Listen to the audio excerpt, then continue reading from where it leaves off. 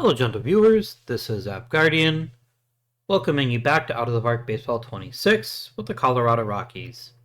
Hopefully, you and your family stayed warm over this pretty crazy winter weather that we had. I'm saying this comfortably on Friday evening, so I don't actually know how bad it was for you, or how bad it's going to be for me. That being said, I hope that you're doing well. And that you didn't have any serious damage from the storm if you happen to be caught in the path of it.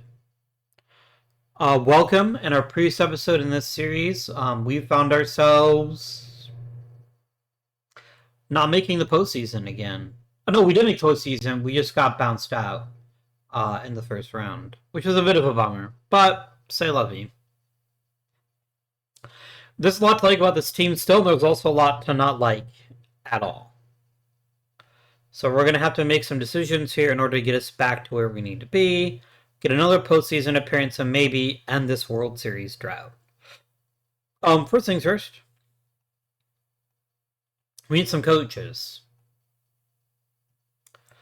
We're going to start with the new scouting director. Very, very important position. I would love somebody that can help me scout the minors. This guy is beautiful. Hector Manuel Garcia, welcome to the Rockies. I will pay you literally anything that you ask for. That's the kind of guy I am. Staff is in really good shape, so I definitely want to promote my pitching coach if I can. I think Francisco Andrade is an okay choice, but not a great one. It doesn't get it doesn't get along that well with our people. Baron Stewart, I want someone that has a great relationship with Arguello. That's probably the most important thing to find in a pitching coach. Average. This is a very big bummer. I was really hoping to find. Okay. Well, none of these guys are going to work. Let's fill the other coaching roles, excuse me, and then we'll go from there. Nate, you've had an amazing run. Let's promote you to Double-A.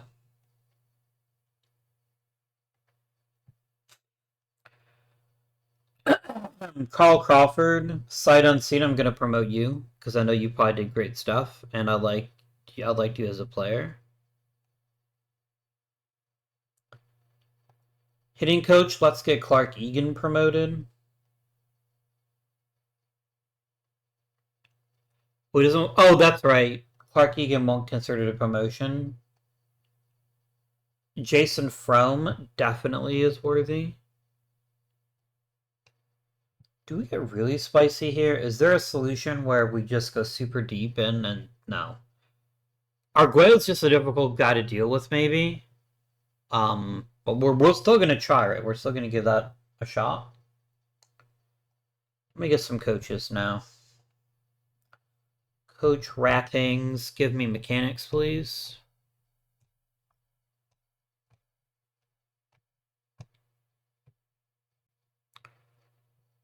Jose Perella, I would love for you to be my rookie league manager.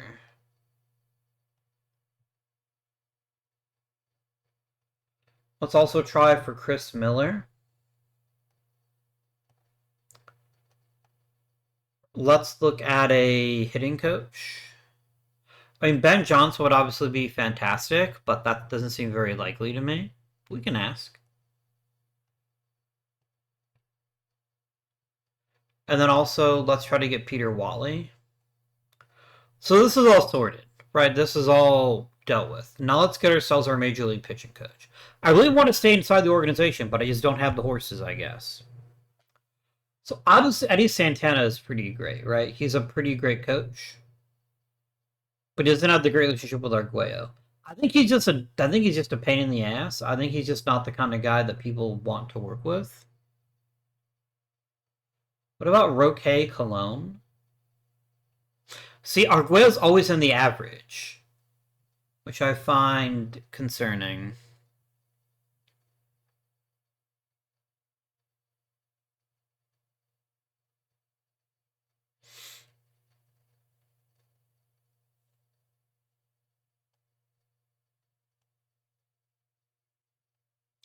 Like, there is no person on this earth that Baxter actually likes. Not Baxter, that Arguello actually likes. He's always average regardless, so I should just get the best possible pitching coach. I don't dislike Eddie Santana. I think he's been a pretty good coach, and I think he'd be a nice fit with our club. But most of the pickers don't like him, except for Will Levy. And while Will Levy is very important to me, obviously, I don't think that's as useful to me. Matthew Crownover. Eh.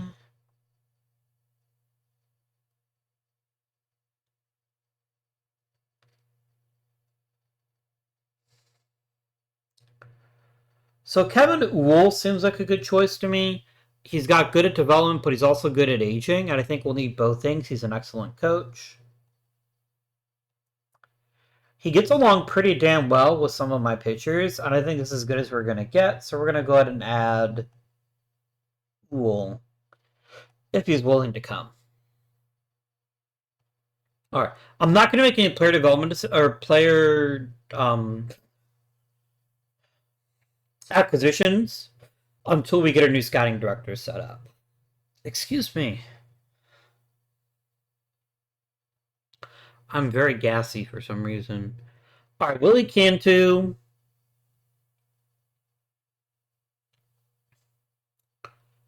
I want you to work on your movement, please.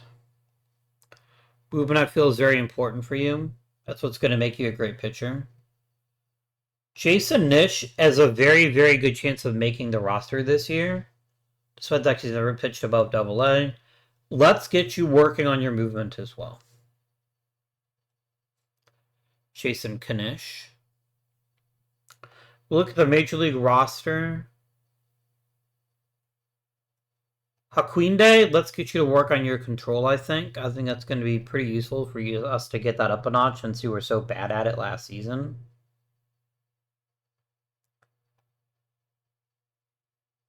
Arguello, I think, could benefit from some as well.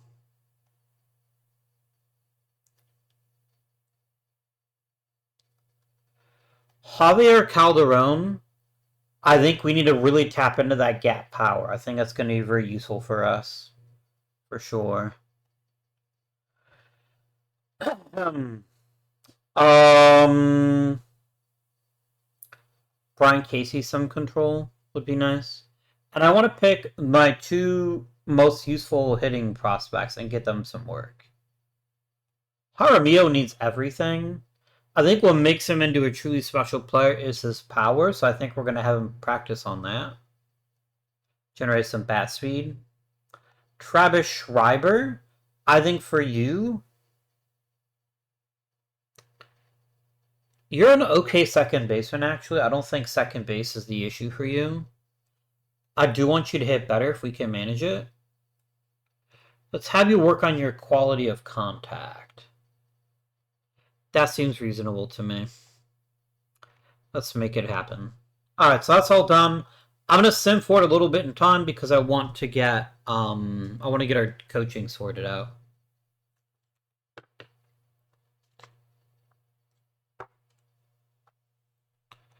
Lots of boxes being checked. You'd love to see it.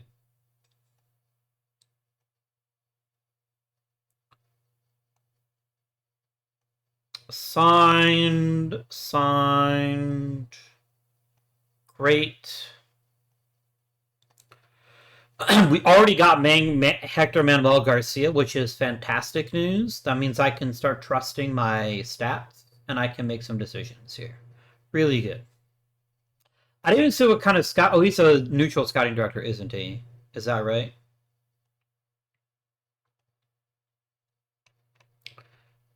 I'm reasonably sure he is a neutral guy. Yeah, he's neutral. Neutral is fine with me, right? It's completely acceptable for me that he is neutral. He's also super young, and that should hopefully give us a lot of stability here. All right. Let's talk player decisions now. There's a lot of decisions to make here. Tanaka is not a hard decision to make at all. How am I doing on... Oops. What did I do? I did something. Did I just drop the video? No, we're fine. That was weird. I think I clicked the top bar here and moved it slightly. Either way. Yeah, Tanaka, you're released. I've been bit in the butt too many times with the game deciding, oh, he's not actually released. Goodbye, Tanaka. Thank you for playing. Let's offer some Oh, I've already done all that part. Nice. Very nice. Brian Casey wants a pretty modest raise. I think he at least deserves another chance, so I'm going to give him that modest raise. I think that's an excellent decision that we can make.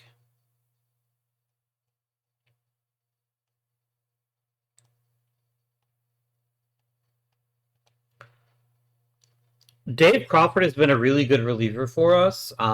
Truly fantastic last season. He's going to get a new contract.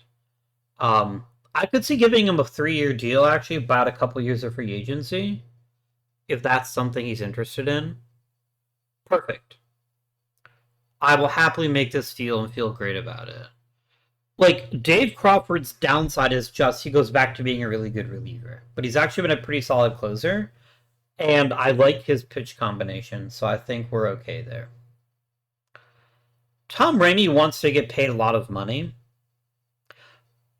And he kind of deserves it. Like, 14 wins as a reliever is pretty ridiculous. I think keeping him around really does make sense. Even if he's getting a bit pricey. And I'm certainly not going to guarantee him the closer spot. Because we're going to leave that with Crawford until he proves he can't handle it. Dorian Waite has been perfectly fine. He's not elite. He's not terrible. He's just kind of there. And I respect that. You want a small raise, my friend? Small raises are my favorite kind of raise. Okay. Elephant in the room, Matt Mittman probably has to go. I don't see that there's any way that we can salvage him at this point. Of his many years of service with the Rockies, he's given us exactly 2 decent years. Let's just focus on the majors, right? We got 1 pretty good year out of him, a partial year, and then every other year he's just been mid. I don't think he's good enough. And I know it's not necessarily a guarantee that we're going to find somebody better, but I think we have enough first base possibilities, we have enough players that we can try out, that I think we get there. So I think farewell, good luck, and good night. I want a prospect package. I'd love 1 green and 2 yellows, but I would take 2 greens. If it's the right 2 greens. Eric Baker is a blue. I mean, Edwin Arteaga has played in the majors and is therefore dead to me. Which is a shame.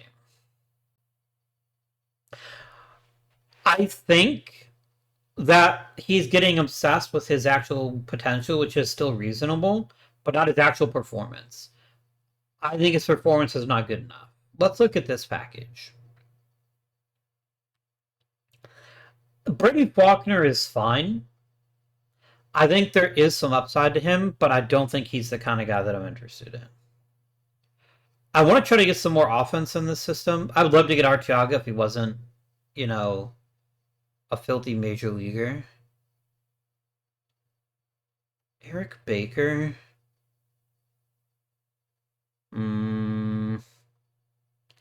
He's an okay player, actually, but he's very far away from the major leagues. And he's not a center fielder either. This is not the worst deal, but I think we can do better. Glenn Stevens is a perfectly cromulent first baseman, third baseman. Mike Bryant is pretty decent. This isn't a great return, but it might be the best return we can get. They're all very close to being Major League ready, which I appreciate. Joe Ducheneau. He's fine. I mean, nothing about him screams as the guy that I definitely want on my club. I've had too many players with this exact profile for me to trust him.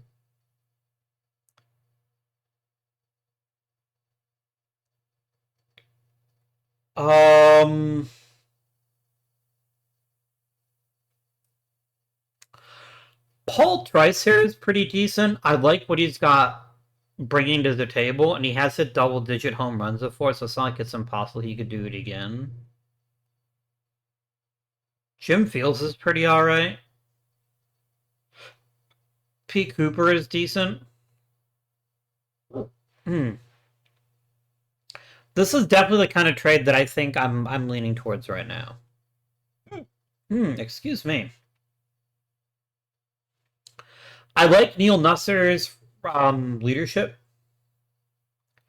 He's an okay corner outfielder. He's got really good gap power and really good power. There's a lot to like about him.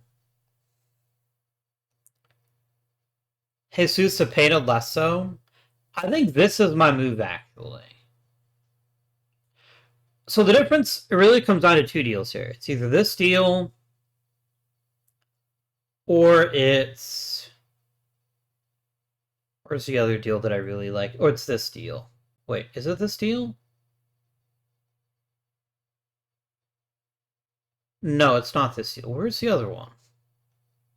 I mean, I've already forgotten the other deal. That's probably not a great sign for how good it was, right? Yeah, it definitely wasn't this deal.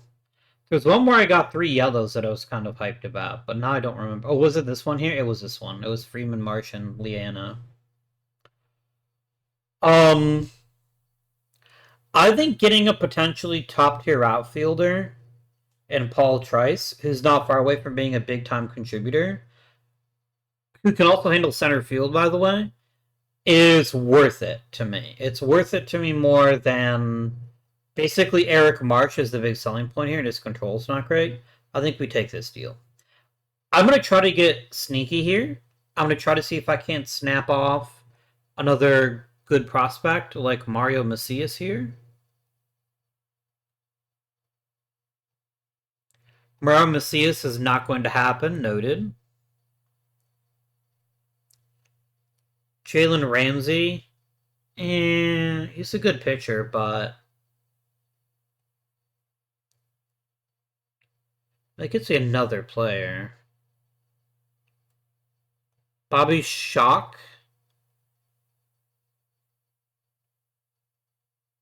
Excuse me.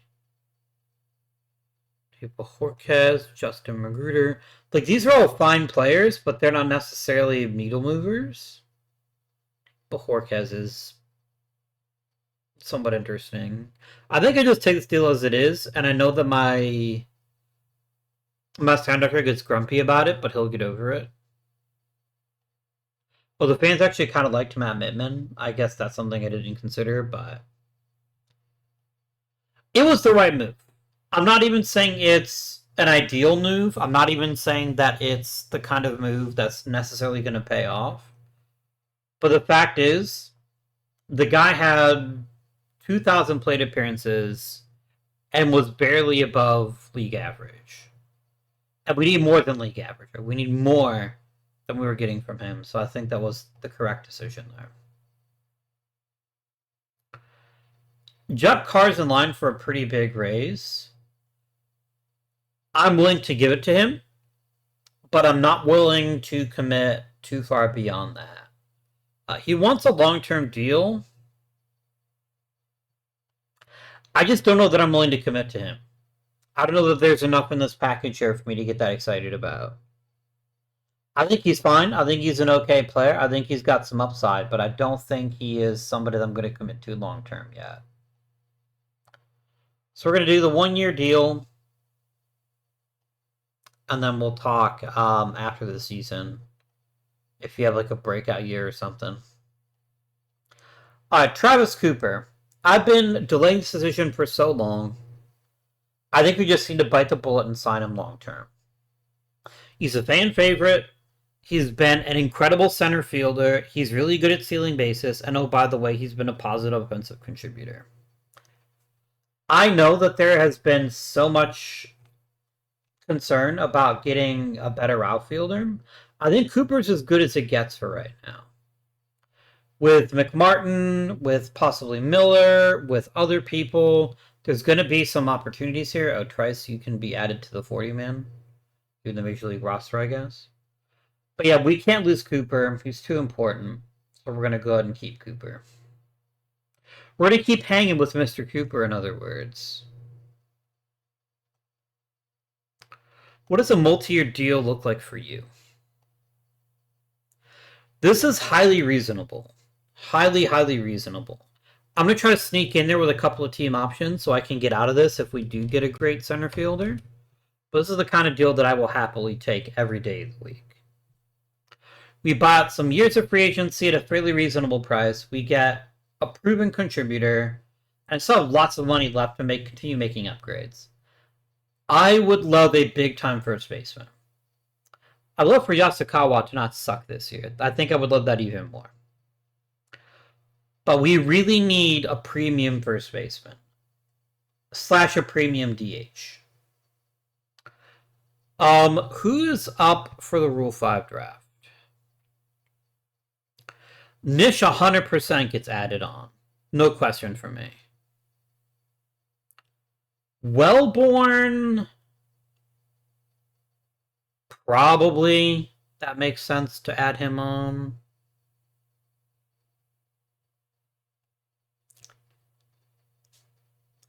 David Sorensen is okay. Like, there's a future where he has a pretty good career with us.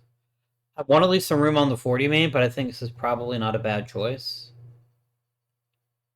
But I think the rest of you guys, I don't really care what happens. I mean, Castellanos might be okay. He's reasonably good. He's not nothing. It's Santa.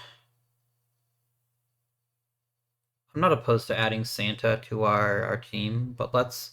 I mean, at least some spots open, and then we can talk about next steps later on.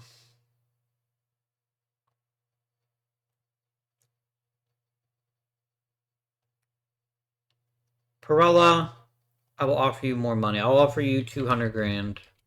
I believe in you that much. 250 grand. Let's go.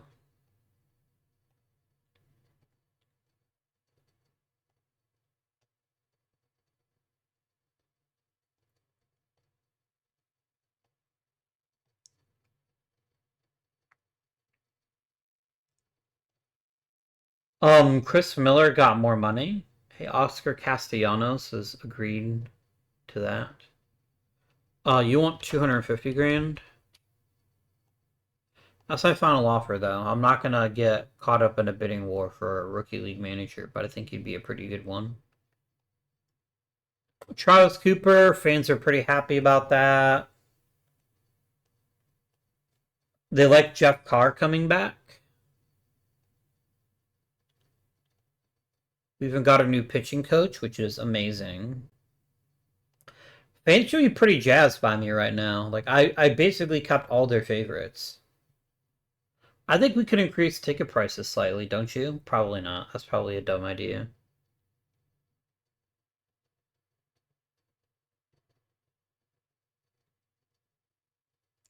I really dislike this goal. I've complained about it so many times, you're probably sick of me saying it.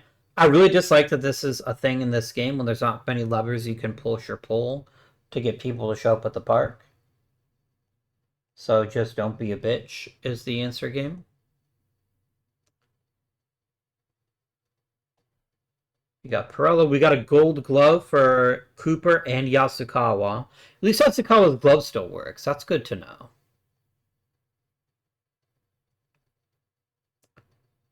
Crawford got reliever of the year. Nice.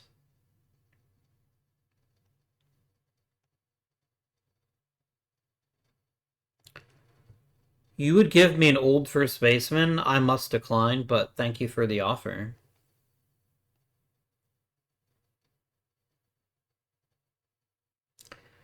It was Mark Monroe. Mark Monroe had an amazing season, so I'm pretty jazzed about that. Like, there's no way he's not Rookie of the Year, right? Oh, he might not be eligible. He might have had too many plate appearances in 2039. That's very possible.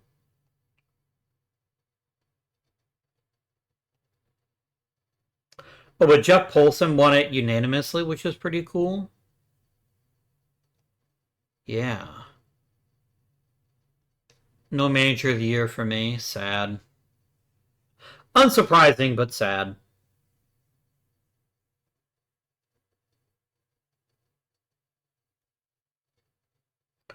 I keep hearing about the Major League Baseball talking about a salary cap.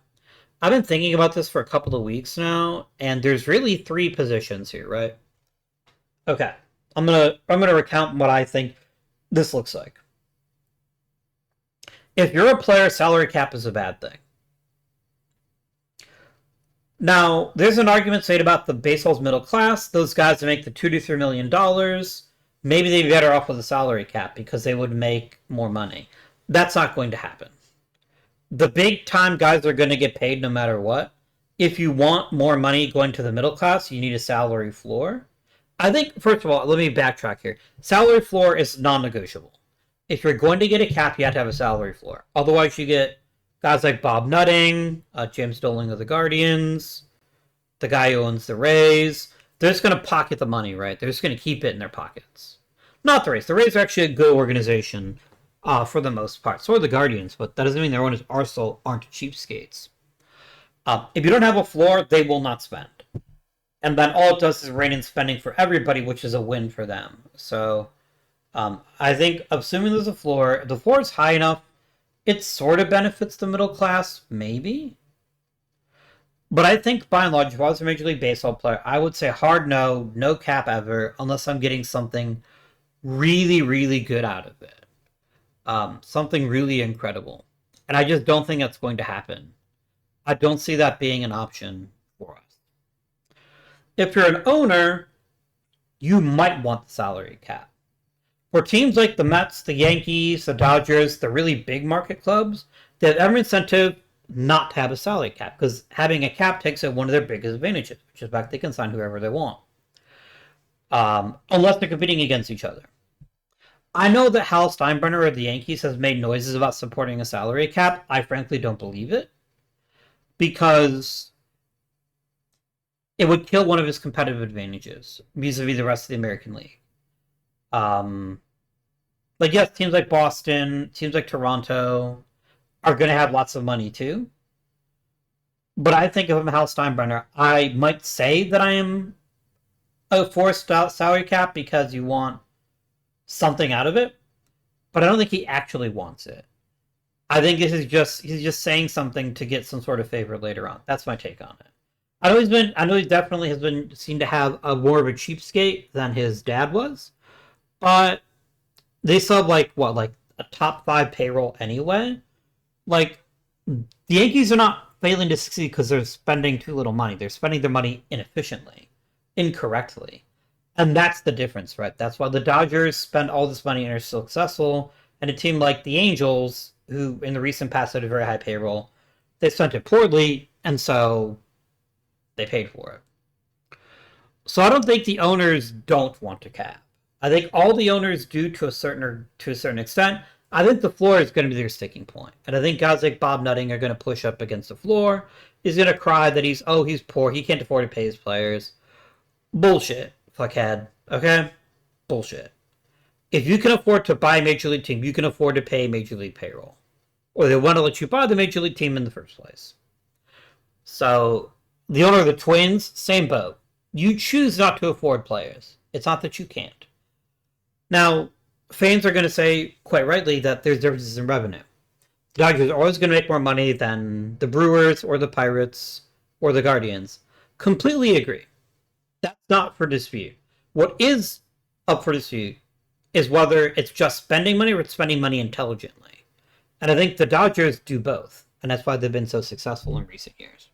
Remember, though, not that long ago, they were seen as a team that constantly choked no matter how much money they spent.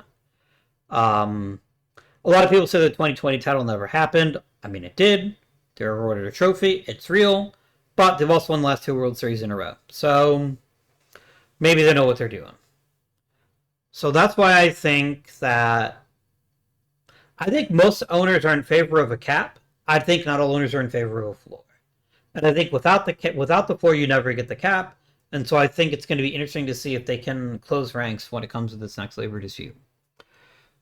The third possibility, of course, is the fans. And I think the fans get overlooked. Salary caps are fun if you're a fan. Let me unpack that a little bit. Because it sets a level playing field, it becomes an interesting question of who can allocate the resources the most efficiently. It's not just I'm paying Patrick Mahomes $50 million a year. It's I'm paying Patrick Mahomes $50 million a year, so we have to make sacrifices in other parts of the roster. So we have to go after those unproven rookies. We have to go for veterans that take a pay cut because they want to play with Patrick Mahomes. That's interesting to me. As a fan of a sport, I like salary caps because I think it makes the resource allocation question much more fascinating to me. It's not just, oh look, the Dodgers got Kyle Tucker, whoop-de-fucking-do. If I was a Dodgers fan, I'd have a very different opinion, obviously. But I think most people are like, the rich just got richer, and that's not very exciting if you're a fan of the sport. It's not. I have no delusions that the Guardians would ever be able to afford a Kyle Tucker without a pretty high salary floor. But it would be nice to think we had the possibility. What really gets my goods when guys like Roki Sasaki signed with the Dodgers, even though other teams, like Cleveland, are just as good developing pitchers as they are. Now, I guess for him, you want to play with Shohei Ohtani, who wouldn't, and Yorinobu Yamamoto, but at the end of the day, it's Yoshinobu. Yorinobu is the guy from Cyberpunk 2077. My apologies. Now I want to make sure I got the guy's name right. I wanted to call him Yamamoto. It is Yoshinobu. Yorinobu is, in fact, the guy from Cyberpunk 2077. Either way. So, as a fan, I'm in favor of a cap. As a player of video games, I really like caps. The caps make it a more interesting challenge, more interesting to put a roster together.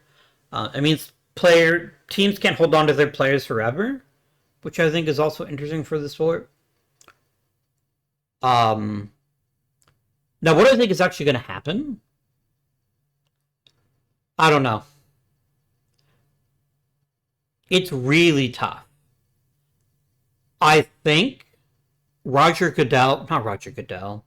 Manfred is going to have an easier time getting the owners to be in lockstep than the players are all going to be agreeing to what happens next. I don't think any player truly wants there to be a salary cap. But I think some of them are in problems with their financial status. They want to get out of this lockout that's going to be coming as quickly as possible. And so I genuinely believe that there's going to be people that will eventually break on the player side.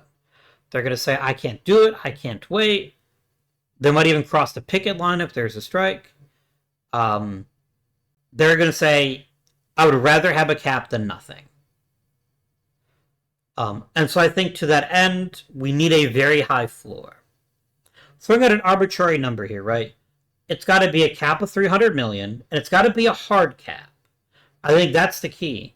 We can't get into the shit that happens in the NHL until recently where, oh, look, this guy is injured. Now I can add more salary during the postseason because his salary cap used to not apply during the postseason or applied a different way.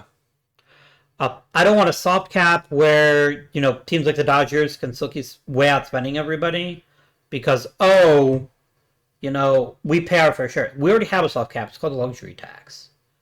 I don't think it's very interesting, and it clearly has not done anything to reduce player salaries, if that is really what owners wanted out of this. Because guys like Juan Soto and Shohei Ohtani are making bank hand over fist. I think having a floor that is 50% of the cap is, I think, a pretty good compromise. 75% of the cap would be better. I want a floor as high as possible if I'm a player. But I think 50% is where it ends up. I just think that's where it is. And there must be very strict penalties if you do not go to the floor. You cannot let a guy that's really in it just to make as much money as possible ruin the game. Um, John Fisher can also go fuck himself. Another kind of guy that I think would violate the floor if he could get away with it. Um, to that end, it's got to be no revenue sharing if you go under the floor and you're on probation. If you do the second year in a row, hell, you lose the team. If you cannot develop enough revenue, if you cannot spend smartly enough to reach a salary floor, you do not deserve to have a baseball team. You just don't. Give it to me, I'll do it. I have no money, but I will still spend the money that I don't have. Because I want my team to win. That's why I would want to buy a sports team, because I want my team to be successful. And you're going to make your money anyway when the valuation goes sky high and you sell it and make like a $250 billion. So I could easily see though, if the players do stand firm, I could see luxury tax being tweaked, and that's considered good enough. But I think the owners really, really, really want that cap. They've been wanting it for so long, and I think they have enough leverage maybe to make it happen. And so that'll be a fascinating scenario to see what happens. That's my take on the salary cap thing.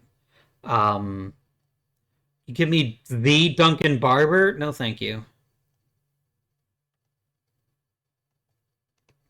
The people love them some Blake Long, don't they?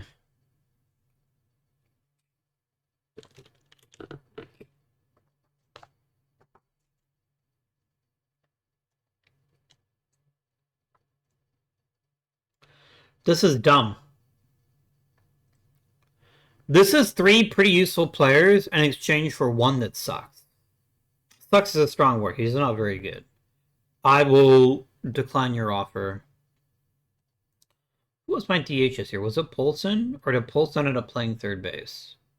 Polson played third. Dubé played DH. Dubé wasn't all that special. He also barely played, so.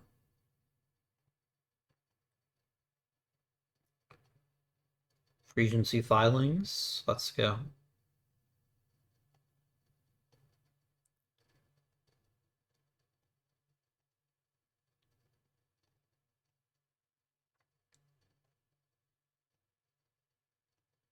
I clicked the wrong button. It's like, why can't it sign any free agents? Because you're looking at the wrong area, dipshit.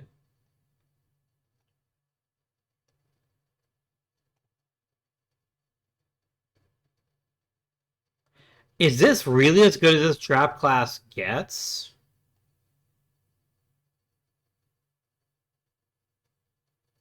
No. This is an absolutely terrible offer. I'm also light my money on fucking fire if that's what we're talking about here. Give me a first baseman. What do we got here?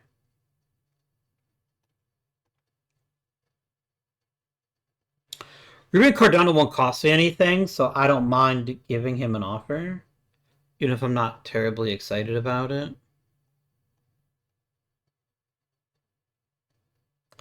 It's Danny Aravalo. He's fun, I guess. Oh, it's like Danny Aravalo used to play for me, didn't he?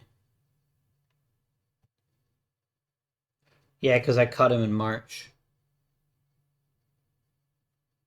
Is this really the best we can do? That's so gross, right? That's so bad. Who's got good potential power? Danny Meridia does. He's played the majors, though, so no thank you. Brian Ott. Yeah, okay.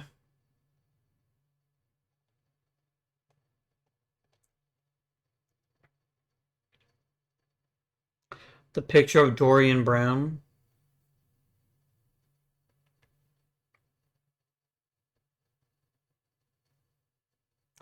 I'm going to give Bruce Connors a try. Like, I'm just signing guys to sign them right now and hoping that somebody stands out during spring training, but this is not exciting. Charlie Bootwell. Sure. Alright, so this is all this is done. It just makes zero sense to me to ever consider signing Cubany McCuban face there. I think that's really stupid. Because you're paying an awful lot of money for a player with a gigantic flaw. Like, this flaw is considerable, which is he's going to strike out all the time.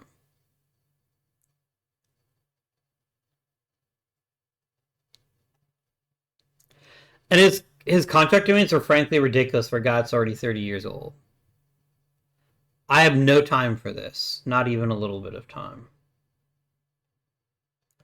How am I doing starting pitching wise? Am I fine? I think I'm probably fine.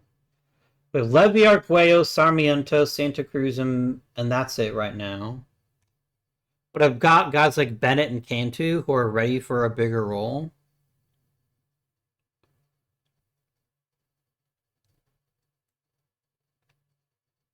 A starting pitcher couldn't hurt.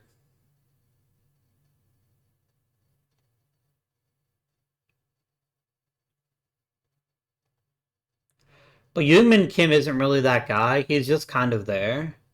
I don't think I can get too excited about him.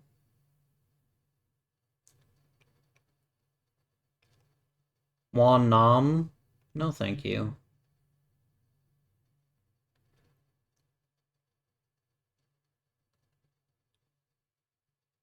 Poor Danny Aravalo. I cut him sorely. He's like, you didn't like me ever. And look, you're probably right. Hmm.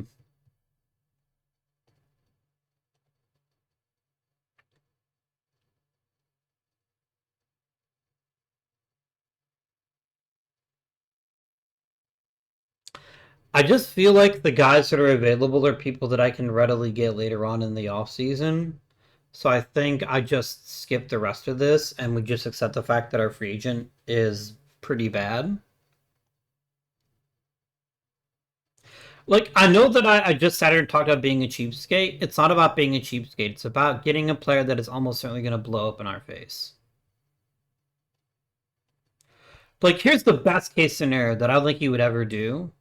We sign him for 3 years, include 2-team options, and then he just sucks completely this season. And maybe that's fine. Or maybe it's Naganori Ida all over again. And we just end up paying a lot of money for a guy that's never going to be that great. I can make the offer. Let's do a 3-year deal, but I want 2-team options. You want 2-player options? That's not as good for me. I'll give you a nice big buyout, though. I'll give you like a $5 million buyout.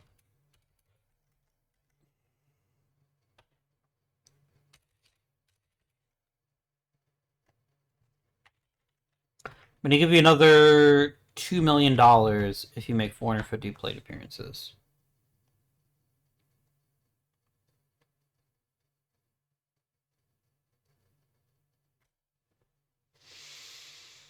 Is this such a bad deal for me?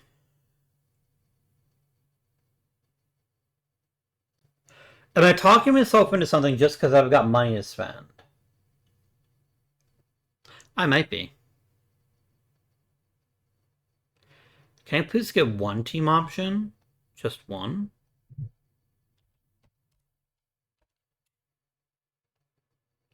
I get 1-team option.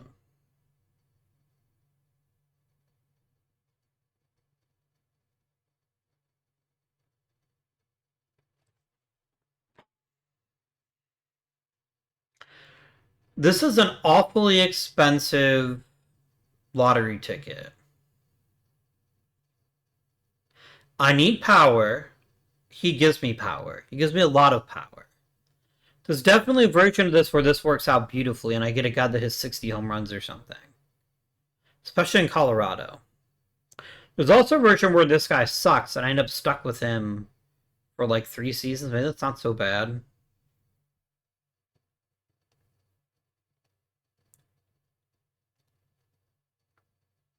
Tom Ramey probably walks. He's my only free agent coming up. Santa Cruz might be gone already. Will Levy might be on the way out. I have enough money that I think it's probably okay to make this deal. Let's try it. Now, here's the thing. This may end up in a bidding war. I'm going to tell you right now, my ceiling is 30 million. I'm not paying a cent more than 30 million. But I really want to get this big time bat in the center of the lineup to make the rest of the team better. That's what I'm hoping for. Have guys like Monroe, McMartin, and Polson all in a position to be good. Have this top tier first baseman that we can get excited about. Or DH. Jim Sellers had a really bad year too. Right after I signed him to a long term deal, which makes me feel really stupid, but it's what it is right now. Do I want to try to keep Tom Remy? How much is it going to cost me?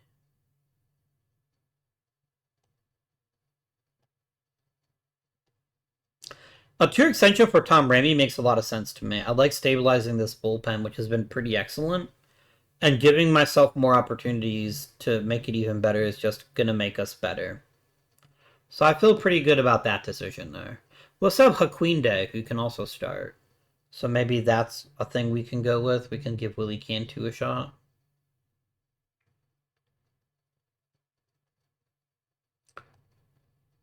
Jeff Carr is going to be another 9 months, so we're not going to have him at all. That is most unfortunate, and it is going to make us make some sort of adjustment.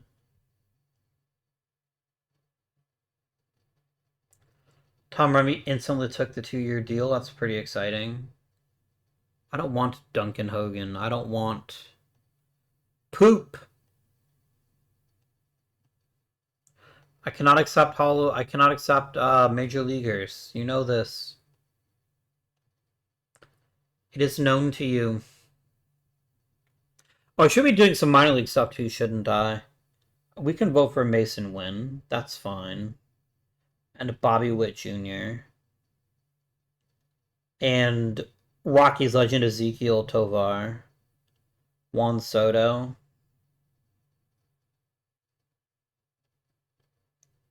Julio Rodriguez. I was called him Julio Rodriguez. Like, that doesn't make any sense. I'll toss a vote to Drew Romo for old time's sake. Manny Machado and Riley Green both deserve it.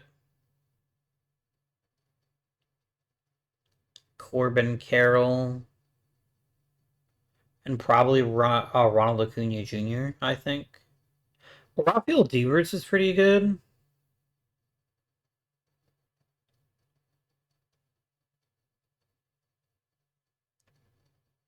He's actually pretty real good. But I think that's fine. I think we're just going to see what happens here with this 10-person ballot.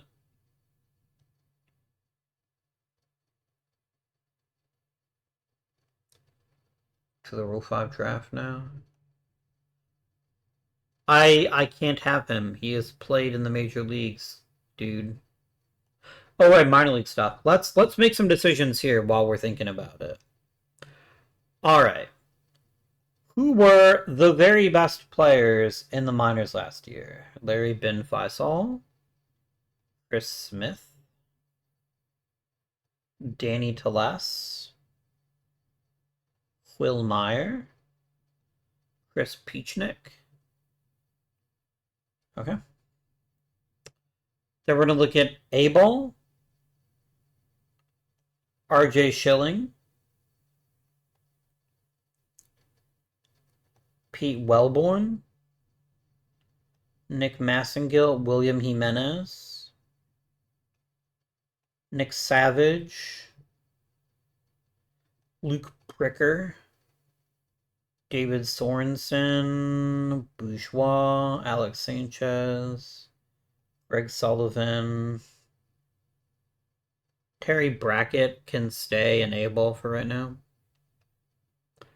Carlos Ardilla can get promoted to AA. Jose Soto can.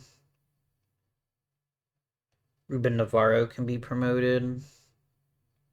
Jeremy Brewer can be promoted. Avalos and Averbach can both be promoted, as can Burmeister, as can Ocon.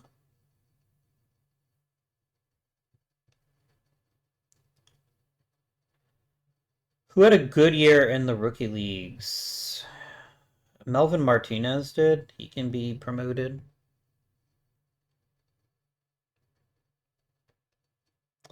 If you can get one or more WAR in the rookie league, that's incredibly impressive. It is something that should result in you getting promoted.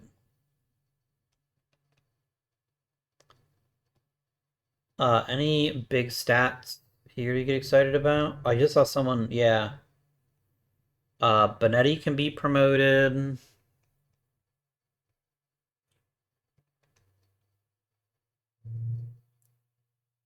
Antonio Gomez can go up to high A.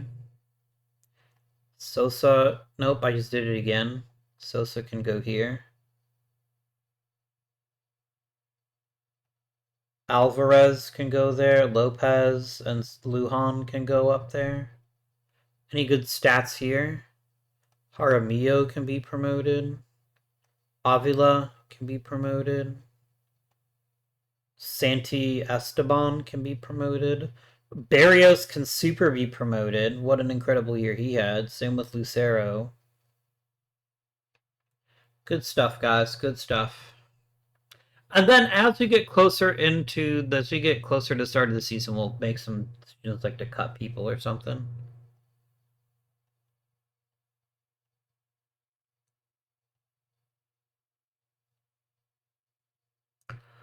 All right, let's simulate forward then to the winter meeting start. Trade proposal. I cannot have Julio Aquino.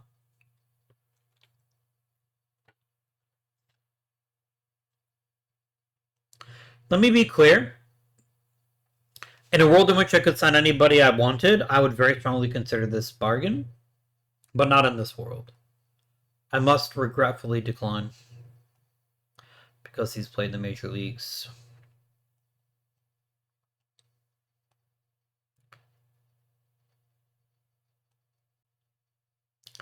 A joke compared to the Cardinals? What are they offering you?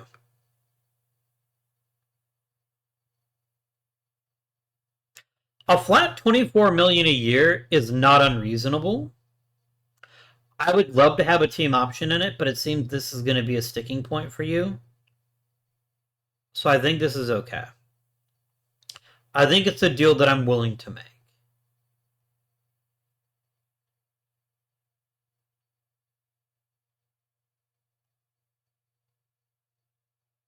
Some people sign contracts. I cannot have Alfonso Gonzalez because he's played in the majors. I did not shockingly finish in the top one. I would maybe be pretty excited if I had. Oh well. You want whatever Baltimore is offering? They're probably offering more money. My limit is 30 million. That's where I stop. As useful as it would be to have a player of his skill level, and I think it could be, I think there is enough risk involved that spending a whole lot of money on a player that doesn't pan out is not something I'm interested in doing right now at this point in our career. If it could guarantee me a World Series, I would pretty happily think about it.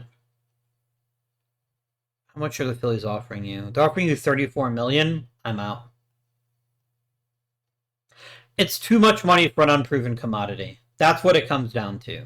And yes, it means we end up with another inefficient first base DH platoon. I'm sure that I can find something. Maybe it's Will Meyer. Maybe it's Eddie Lyons. Maybe it's Paul Trice. I have choices here. I have options. So, thank you, but no thank you. Brian Ott can go to AAA.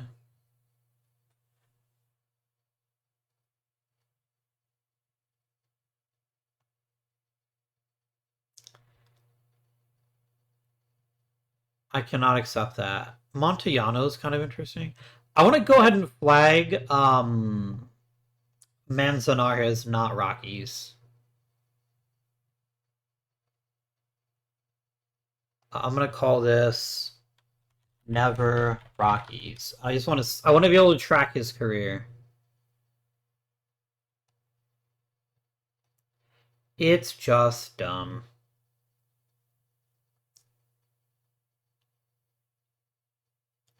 He signed with Chicago for how much money?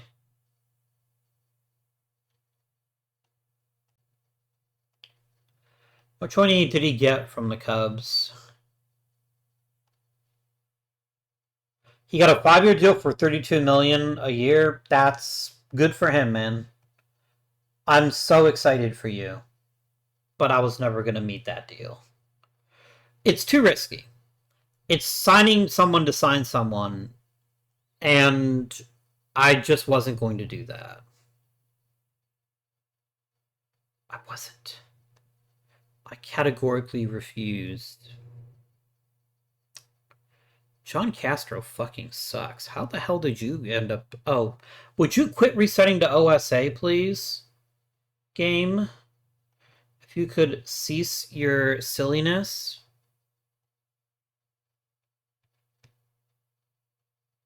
Yeah, see, OSA thinks he's garbage. We think he's actually got some upside to him. I believe in my people, so we're gonna rock this one for a little bit longer. I do want to be in a position to try to grab a Rule 5 pick. So if that should happen, then I will possibly consider making a trade or even a release. Jason is almost certainly getting a spot in our bullpen this season. I feel pretty strongly about that. Jordan Hudson has played in the majors. Cease. I didn't watch. The Cubs they win the World Series this year because they signed Manzanar. If they do, hats off to them. I was not willing to pay that much money. I would say he would have just kept going higher and higher and higher, playing me off against the richer clubs. I think it's actually pretty likely that that's what he would have done. All players.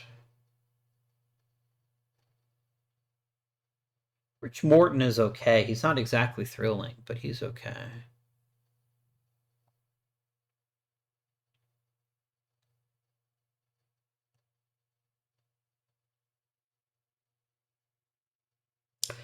Chris Moody, your single plate appearance with the Memphis has doomed you.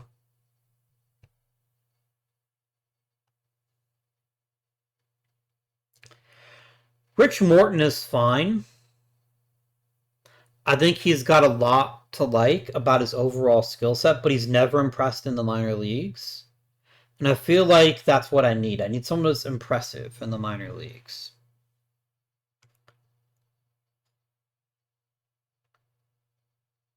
We always have Santa. We could let Santa play first base, maybe. If Moody had never played in the major leagues, I would think I like him a little bit better because he's already somewhat he's already kind of ready to go, but I guess I should look at these other players too, huh? Look at overall, actually. Maybe there's a value to be had here.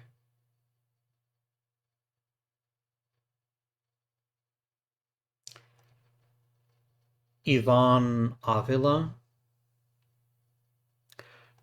Personal motto, Carpe Carpem, seize the carp.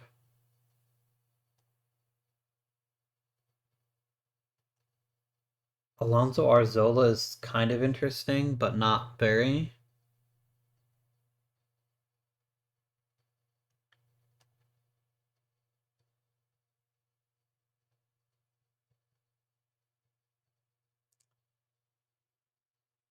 If I look by batting potential, look for power. Bobby Castro. No, I don't think so, guys. I don't hate him, but he's basically the guy that I just rejected. De Leon is going to strike out every 5 seconds. Chris Moody is a poop.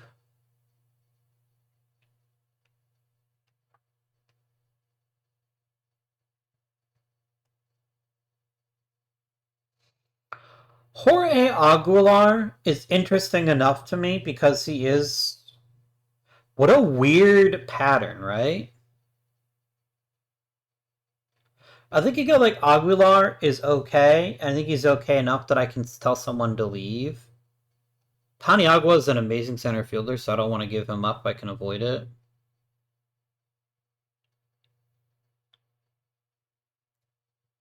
I think Dave Martin probably slips through the waiver wire if I pick up Aguilar. You know what? We're going to try it.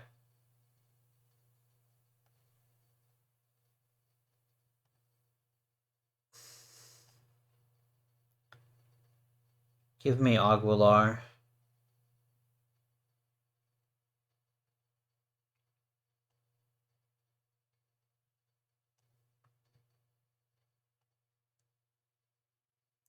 And then I think that's it. I think there's nothing else I want to mess with here.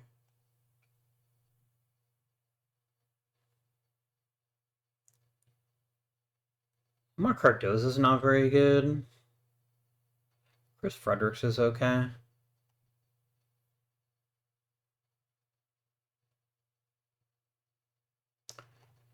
Javier Garcia is pretty bad.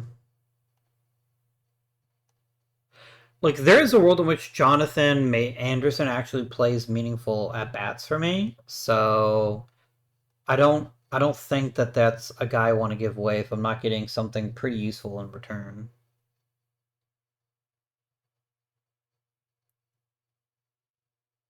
What if there's anybody that has a prospect first baseman that I could get excited about and acquire without too much hassle? It's worth asking the question, right? Like, it is worth asking that question. Oh, it's time to do Hall of Fame voting. Machado almost made it. What a bummer for Aaron that he didn't make it.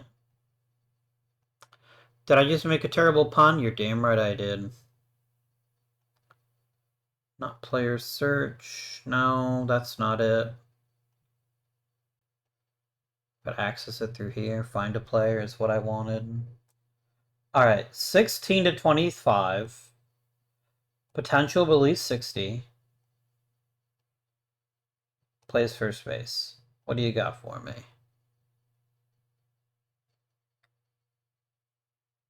The Red Sox could easily par with Bertucci, but I don't think they would.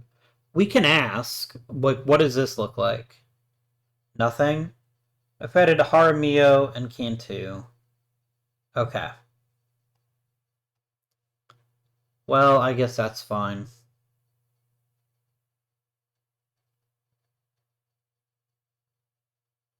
Navarro's okay. I feel like this is also a non-starter.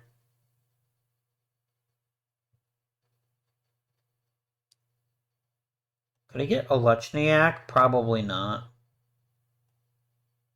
He's also already played in the major leagues, then therefore is the worst. Wilkinson is interesting, but he's not that interesting.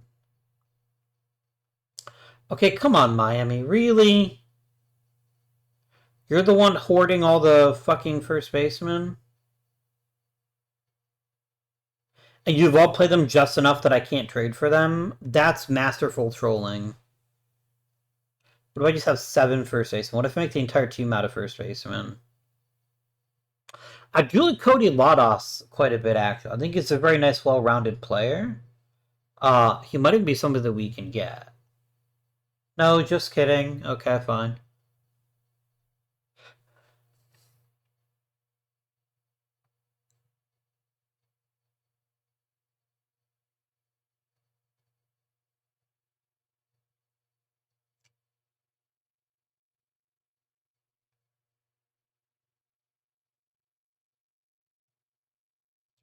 Josh Reineke? Can I get Josh Reineke, please? Is that something I could request? Okay, this is something that I'm actually getting some traction on.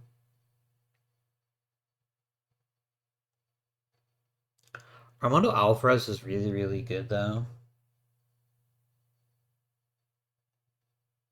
I feel like giving up on Jaramillo is pretty stupid. What about Jaden Hagwood?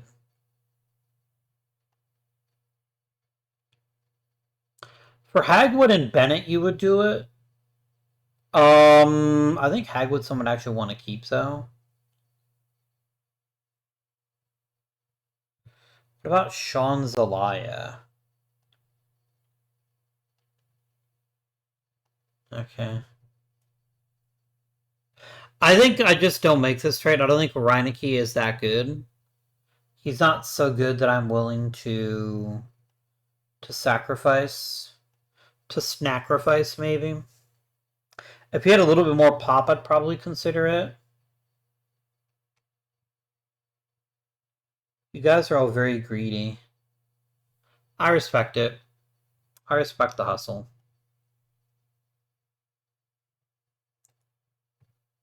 Lupe de Paz.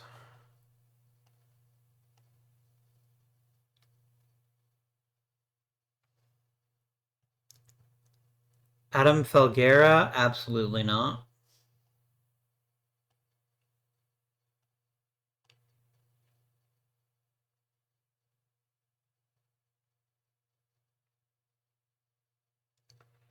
Rogers Hornsby being a dick, just as always.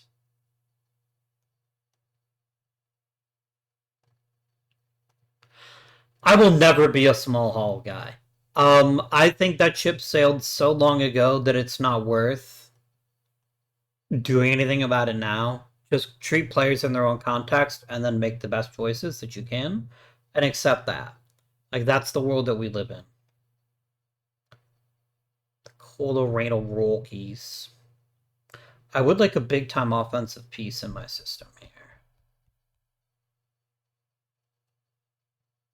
Jorge Padilla is funny, but not what I'm looking for, please. Let me look at batting potential, and let's sort by power here. Here we go. Lance Cheevers is kind of good all the way around, but maybe not good enough.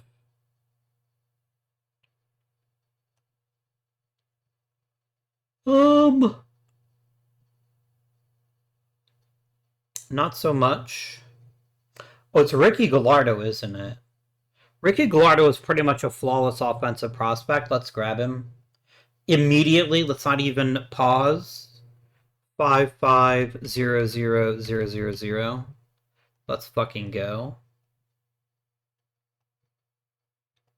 You could always get hurt, obviously. That's always on the table here, but I think he's really fantastic, so I wanted to make that a thing. Yeah, I just don't know what we can do to fix this offense. We have to hope, I think, that we get it. We need to get a bounce back from Yasukawa for sure. I think that's sine qua non. That has to happen. It is mandatory. Beyond that point, we need to hope that somebody is much better than expected. We need someone to win the job in spring training and look good doing it. Got Ricky Gallardo instantly signed. That's pretty exciting. What a guy.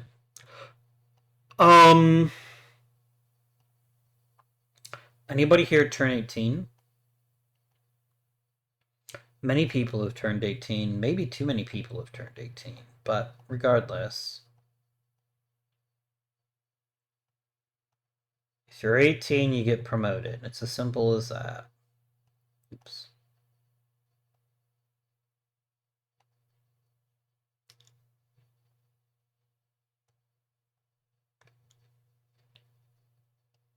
Let's continue onward. I know that all of my minor league teams are like in not good shape. I want to see what happens before I make any moves of any caliber here. Brian Otter, believe it. Xavier Perez. Danny Tells, I'm sure, could play first base if I asked him to. He can get a look. I think Myers earned at least a chance to get some spring training reps. I think that's reasonable. I think that's okay. Man, none of you guys are ready for a bigger role, are you? Pitching-wise, where's Nish? Well, Nish is already there, isn't he? I guess Ian Claus we can also give some reps to in spring training. Jalen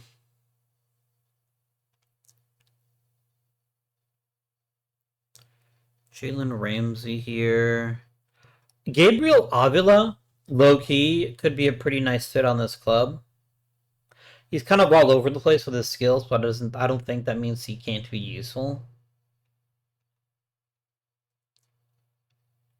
And let's also promote Eddie Lyons and give him a shot. And I think this is good. I think this is a good start here. So we're going to set this up like so. Dubé and Sellers playing at DH and first base respectively. Jeff Carr is injured. What if we don't try to make him play in spring training? What if that happened? It's fascinating to me that Will Meyer is the one who becomes the beneficiary. I'm kind of here for it if it does work out, but that's interesting to me. But I'm sure probably swapping people out pretty regularly, like for Calderon, so we can see who figures shit out. 6-man rotation. Arguello better be in here. I better not have to force him in. Perfect. Sarmiento just gave me 170 innings. Stop doing stupid shit with him, okay? Do not use him as a follower. He is an opener. He is an everything, is what he is. I do want Cantu to get some reps in spring training as well. I think that's pretty useful for us. But I think this is fine, at least for right now. I think this word obsession with letting Blake long start needs to stop. Let's go ahead and put Cantu in for him right now, and then we can let Will Levy can start the spring opener. I just think this weird obsession with letting him pitch, even though he's got very little stamina, I think he'd be better off as a reliever, but I will see what happens here. You do look like a very good pitcher, though. So I definitely want you on the team. I just don't necessarily want you to start. Maybe I do want you to start, I don't know.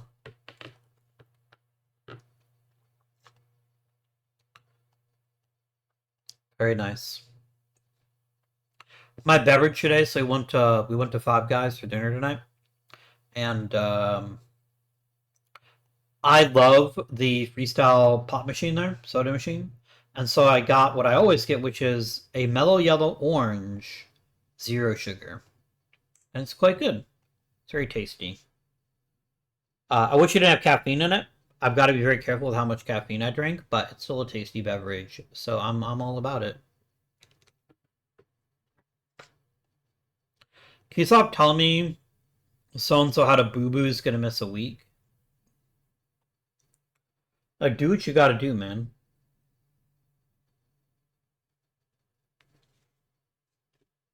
AJ Dubé is blasting baseballs in spring training. That's probably earned him at least a shot to play in the majors this year. Cantu's getting worse. That's sad. That makes me very, very sad. Pete Wellborn is getting better. I guess the trick is to get injured, question mark. Okay, David Bennett improving his control is gigantic news. That's very, very good news. Dubé is getting better. You'd love to see it. Jaramillo's getting better. Tim Brackett is making some pretty big strides. Jordan Yeager is dropping slightly, but I think that's fine.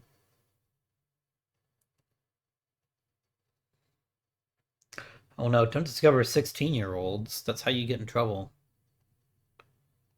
Mostly because they can't legally sign binding agreements. One of the things I really dislike about how Major League Baseball does shit, and every team does it. I really dislike the handshake deals they make with poor kids from like the Dominican Republic or Venezuela or something like that.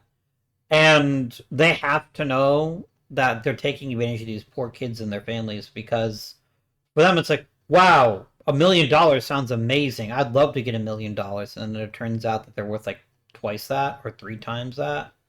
So yeah, it's a video game. I'm not going to get too worked up about it, but it is something I think is not a great look in real life.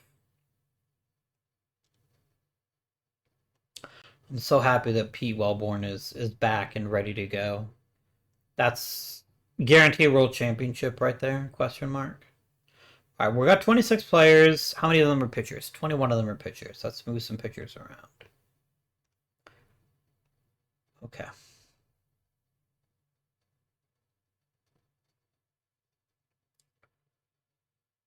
John Casper goes to the minors. I think he is a very, very good pitcher, and I would like him to succeed in AAA. Down you go. Jalen Ramsey has barely touched AA. Let's send him to AA.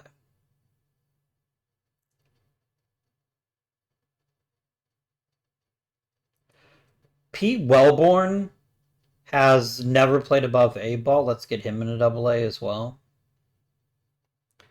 That's still got to be 5 more pitchers I have to say goodbye to.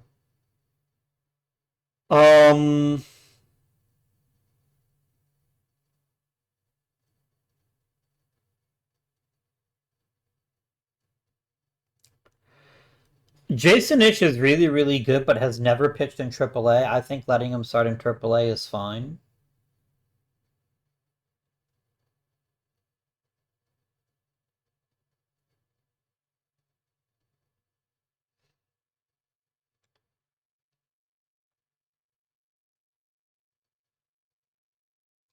I won't Blake Long in the majors this year. I think he's earned enough to get some consistent innings in a high leverage type of environment.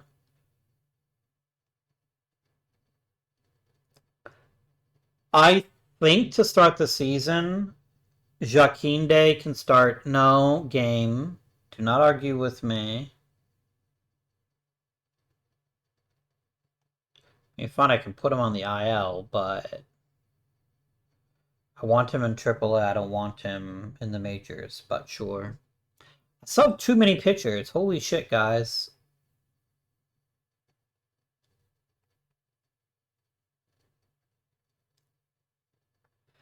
I think Willie Cantu's out of options, so he gets to stay on the roster whether I like it or not.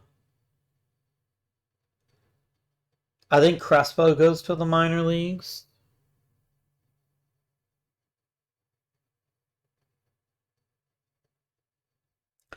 Paul Heyer goes to the minor leagues.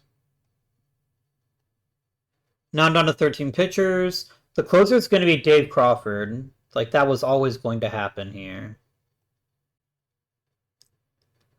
And then Tom Ramey is going to be the setup guy because I trust him. He's filled the role beautifully.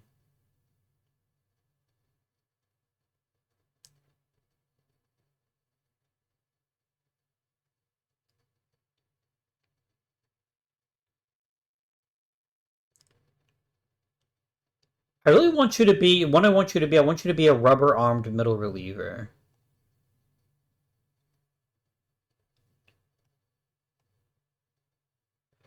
That's what I want you to do. I think that's your best possible role. You've got really good pitches. So like this is going to give you a chance to really thrive if I just make you into a workhorse. Can any of you guys start? Not even a little bit.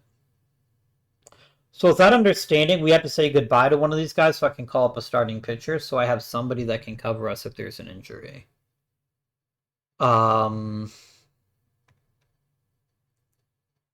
It's probably David Bennett.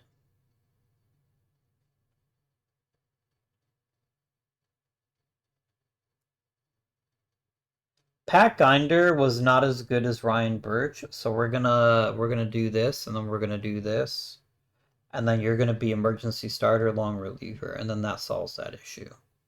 All right, so that's the pitching staff sorted. It's a pretty good one. Will Levy will start if he's ready to go, which he may not be, but we at least want to give him the option.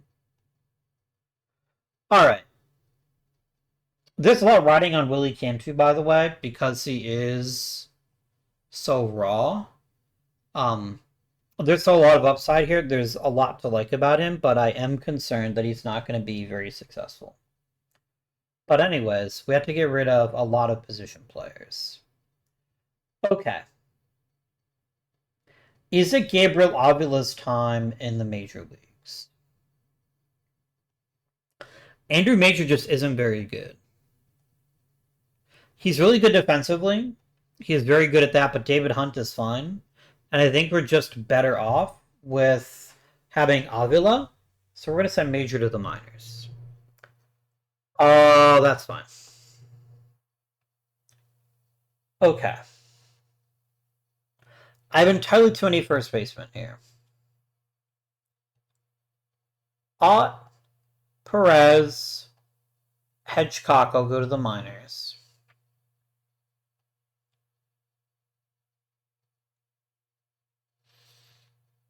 I think we return Aguilar. I think that's the correct decision here. Because he's not going to be very good right now. And I can't carry too many first basemen, so that's what's going to happen there. Teles goes back to the minors. Lyons definitely goes to the minors. Sorensen 1,000% goes to the minors. What do you go to AA?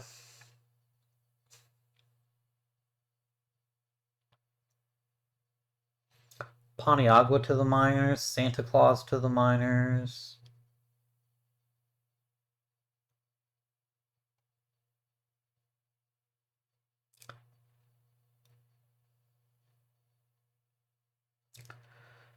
Who is my starting left fielder right now?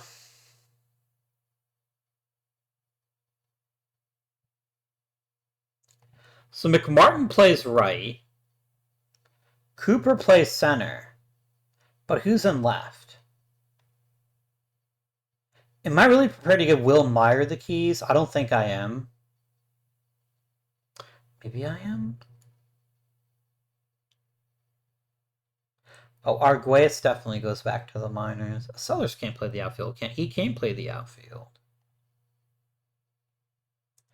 Maybe Jim Sellers is the left fielder. Maybe that's what I'm thinking of doing here. Like, here's the thing. Before last season, he was a pretty consistently valuable hitter for me. I think letting Sellers play left is probably fine. Because I really don't want to force Will Meyer into the majors yet. I want him to get some experience in AAA. So that's what we're going to do. We're sending him to AAA. Now one more outfielder's got to go. Is it Castellanos or is it Calderon? Or is it Trice?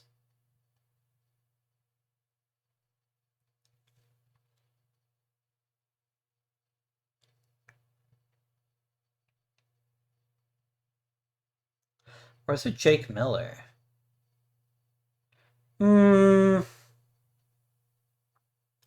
Miller's got a lot of pop off the bench. Oh, Avila's got to be on the 40-man. There you go.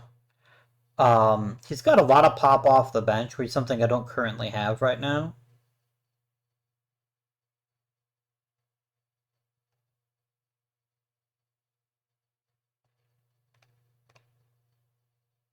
I think he gets to stay. So it comes down to Trice or Castellanos, in my opinion. Or Calderon, I guess.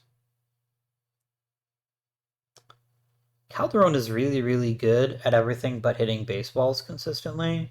Maybe that's fine. Maybe we can work with that. I just don't think Trice is ready for the majors yet. I think he's quite close. But I think letting him cook a little bit longer is probably reasonable. Calderon is really good defensively, but has very little else to recommend him. Maybe he's the one that goes back to AAA. I think it will be Castellanos here. So here's the opening day lineup. So let's figure stuff out now. Alright, let's nuke everything.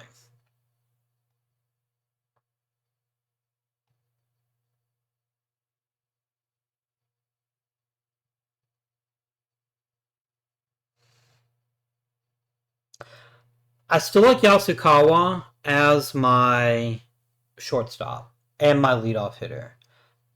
He still drew a really good number of walks. He still stole bases. I still think there's more to him, but I think he's good enough to be the leadoff guy again. I think that's a good choice. Mark Monroe instantly hit second. I think there's no question about that. He could hit third instead, I guess. I guess that's a path we could take, but I don't think it's one that I want to take. Jeff Polson might hit third. Is that true? Is Polson the guy I want hitting third, or do I want him hitting cleanup?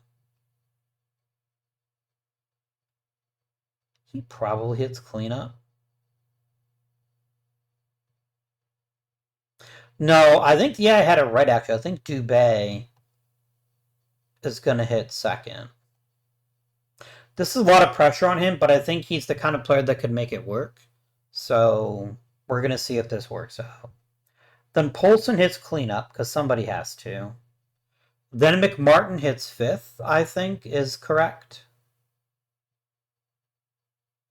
Then Jim Sellers plays left field and hits sixth. If I was going to move Jim Sellers to the outfield, I probably should have let him play the outfield during spring training, but I forgot about it.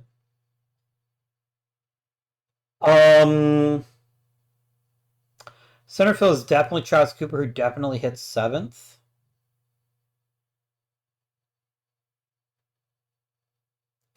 Do I start Gabriel Avila because I'm not desperate for power? It's a reasonable decision, right? Like, it's not totally crazy, and it's not like David Hunt is anything special. But I think David Hunt deserves an opportunity to show that he can stick at catcher, so we'll put him there. Then I need a designated hitter. It could be Avila, actually. But I think it's going to be Jake Miller. And we're going to run with this. I think Jake Miller's low-key power could be really useful. So here we go.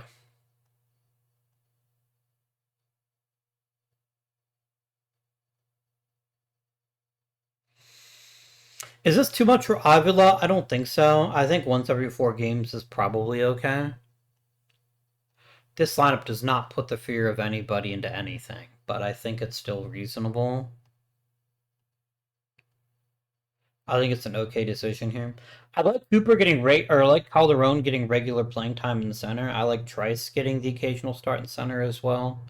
Just let him get a little bit of experience at a fairly low stakes setting. I think it's going to be pretty beneficial for them.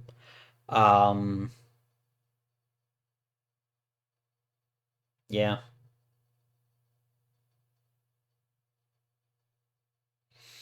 Is this too much to replace Cooper? I don't think so.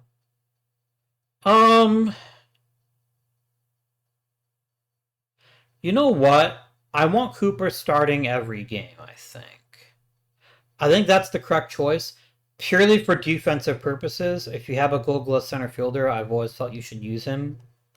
And that's what we're going to do. We're going to call him Move Up Joe, I guess. This is correct. Letting him start every game in center field is more important to me than seeing Calderon get the occasional start.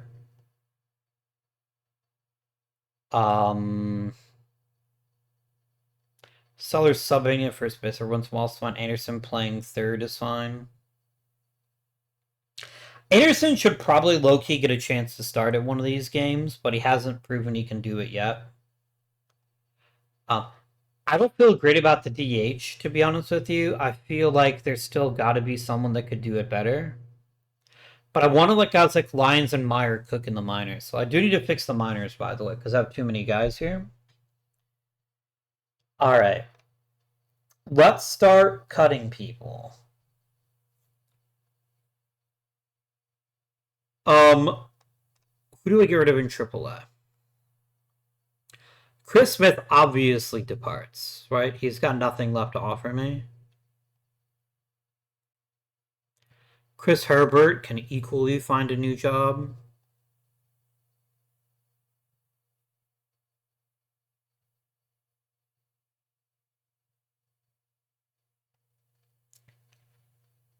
Mike Brown is 19 years old. He does not need to be in the majors. Let's send him down to A-ball.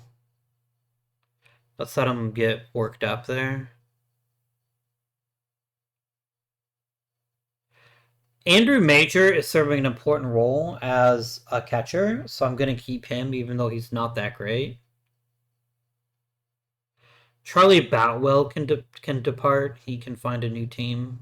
maybe. One more guy's got to go. Okay.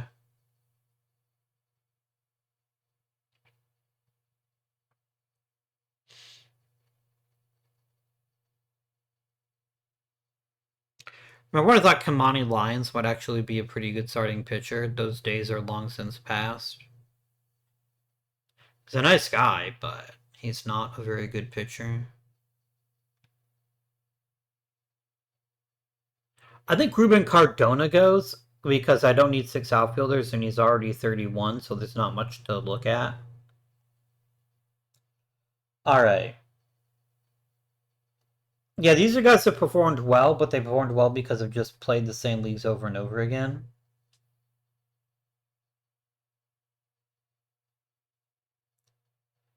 Let me release Theobald, Bricker, Ocone.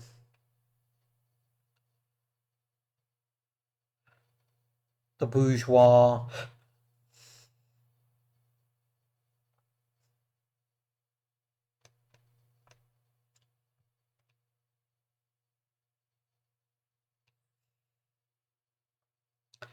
Dennis Burmeister can go.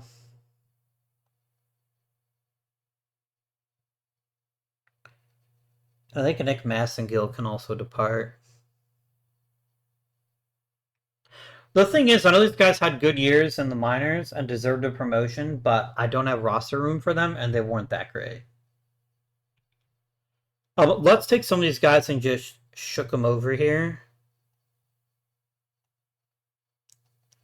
Just so that there is room on the roster for these guys. And then I think we call this good. Yeah. Alright, let's sim to opening day, and then we'll break down how we think things are looking. I'll be honest with you, this lineup doesn't scare me. Except in the negative way of saying, oh god, it's going to be so bad, it literally scares me. Jim Sellers had a pretty great spring training, so there is a world in which he performs at a very high level again. Yasukawa could perform at a very high level again. Those would both be very welcome developments here. Monroe is going to be phenomenal. Polson and McMartin. I feel good about the heart of the order. I feel very good about having a young, exciting heart of the order. The problem is the veterans and the fact that I just don't know how they're going to perform. The Jim Sellers from 2039 would be a welcome left fielder. The Jim Sellers from 2040 is off the team. Yasukawa's kind of bulletproof at this point. He's been so good for so long that I think we give him his grace, say he had a bad season, and give him a chance to bounce back. His BABIP is significantly below his career norms, so this is not an unreasonable ask. Also only 29 years old, so there's definitely time for him to get back to where he was. There's also a lot of question marks here, chiefly among them AJ Dubé. If he can be the kind of guy that we think he can be, if he can be the on-base machine he was in AAA, then I think we've got a very, very good first baseman. He's a non-traditional one, but he's the kind of first baseman you can get excited about because he is going to be a reliable, useful player that you can build around. I don't know that he actually is that guy, but I think he's earned the right to have a chance. Talking about the bench for a moment, that's easier to see here because the guy's not in green here. Jonathan Anderson is very, very good. Very, very good. I know his performance in the majors hasn't been stellar, but what he provides is leadership and a very solid hand if we need someone to fill in for a few games. Paul Trice is a complete cipher to me. There's a world in which he shows that he can hit in the major leagues, and there's a world in which he shits the bed almost instantly, and we have to replace him already. We're going to give him a shot, and we're going to see what it is in limited playing time. Calderon at this point probably needs to just be trusted with a role, but I think what he can do for us right now is play very, very good defense, steal bases, and hopefully hit enough to really set the bench together. Gabriel Avila is a low-key dark horse in this lineup. If this power is real, and this is a guy who had 27 home runs in A-ball, I think he could end up being a starter before the year is out. Not saying it's a guarantee, but I'm saying it could happen. The pitching staff, I don't like how some of the players are aging, but I think we have enough arms that if we get into the postseason and people can perform the way that we expect them to, then we look really, really good. And I think we're in very good shape. Arguello's got to work on his secondary pitches this season. We've got to get the changeup and a specialist cutter where it needs to be. That's what's holding him back, in my opinion. These secondary pitches. Will he Cantu? Who the fuck knows? There's a lot of variable outcomes here, and we're just going to let him figure it out. And hopefully it'll work out great for us. Excellent bullpen. We brought back a lot of great pitchers. Blake Long is going to be trusted to just be that guy in the bullpen, which I think is going to pay us some decent dividends. And that's what's going to happen. So I feel good about our chances, but I don't feel great about them. And I think there's a lot that has to go right with this lineup to really trust it. Also, the entire team weighs 215 pounds and 190 pounds. That's funny. Anyways, thank you very much for watching. I hope you enjoyed the episode. If you have, remember to like and subscribe. Hit the bell if you want to see new videos every Monday and Friday. And until next time, this has been Guardian, and I bid you good day.